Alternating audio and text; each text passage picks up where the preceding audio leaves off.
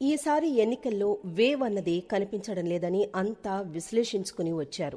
Voter నిరాసక్తంగా ఉన్నారని ఎవరి అంచనాలు వారు వేసుకున్నారు. ఇక ఏపీలో భావోద్వేగమైన అంశాలు ఈసారి ఎన్నికల ప్రచారంలో లేవని కూడా భావించారు. ఓటరును ఇంటి నుంచి పోలింగ్ బూత్ దాకా కదిలించే శక్తి పార్టీలకు కానీ వారి మేనిఫెస్టోలకు కానీ లేదని కూడా తలపోశారు. కానీ బిగ్ డే అయిన పోలింగ్ రోజున ఓటరు బయటకొచ్చాడు. సూర్యోదయం కాకముందే పోలింగ్ బూత్కు చేరుకున్నాడు. ఓటు వేసి తీరాలని పట్టుబట్టి మరీ క్యూ కట్టాడు. మండే ఎండలను సైతం లెక్క చేయకుండా కసిగా నిలిచాడు. అది రికార్డు స్థాయి పోలింగ్ శాతాన్ని నమోదు చేసే దిశగా సాగింది. ఇలా చూసినప్పుడు ఒక సైలెంట్ వేవ్ అన్నది ఏపీలో ఉందని అర్థమవుతోంది. దాన్ని పసిగట్టి పట్టుకోలేని పరిస్థితిలో మాత్రమే పార్టీలు కానీ విశ్లేషకులు కానీ ఉన్నారని అంటున్నారు. బ్రహ్మాండమైన వేవ్ ఒకటి వీచింది. అది ఇచ్చాపురం నుంచి అనంతపురం వరకు బలంగా వీచింది. ఆ వేవ్ ఎవరివైపు అన్నది ఇప్పుడు నిలువెత్తు ప్రశ్న. ఇంతటి వేవ్ కనుక వస్తే అది ఏకపక్ష తీర్పుకు కారణమవుతుందని గత అనుభవాలను, గతంలో జరిగిన ఎన్నికల ఫలితాలు నిరూపించాయి. ఏపీలో చూస్తే కనుక ఈ సైలెంట్ వేవ్ ఏ పార్టీని కిల్ చేస్తుంది, ఏ పార్టీని అందలమెక్కిస్తుంది అన్నది తేలడం లేదు. రాజకీయ పార్టీలకు ఇదే ఇప్పుడు చిక్కుముడి వీడని ప్రశ్నగా మారుతోంది. ఇక చాలా మంది మీడియాతో మాట్లాడినా, టీవీ డిబేట్లలో మాట్లాడినా ఒక మాట అయితే అంటున్నారు.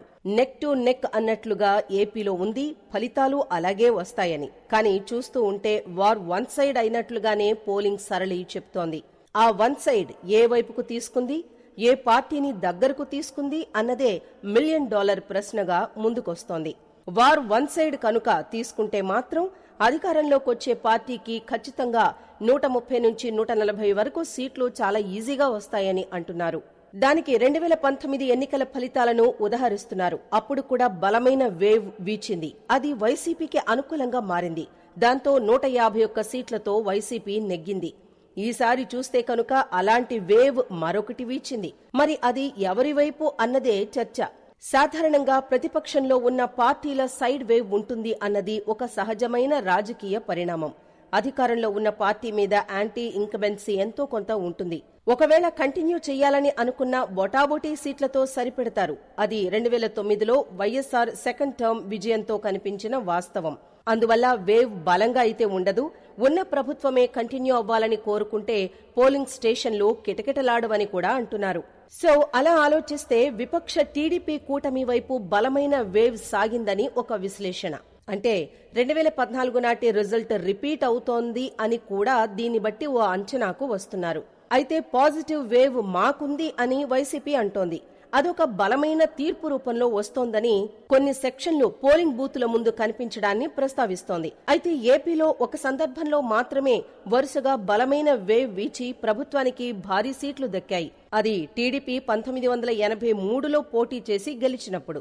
అలాగే 1985లో జరిగిన మధ్యంతర ఎన్నికల సందర్భంలోనూ జరిగింది. ఆ తర్వాత వరుసగా 2 బలమైన వేవ్లను క్రియేట్ చేసే సందర్భమైతే గత 40 ఏళ్లలో ఉమ్మడి ఏపీలో కానీ విభజన ఏపీలో కానీ ఎక్కడా జరగలేదు. సో ఈసారి అలా జరిగితే మాత్రం వైసీపీదే అద్భుతమైన విజయం. అయితే అలా జరిగే అవకాశాలు అరుదని అంటున్నారు. కాబట్టి కూటమి వైపు వేవ్ వీచిందని అనుకోవచ్చా అంటే just we have to wait and see.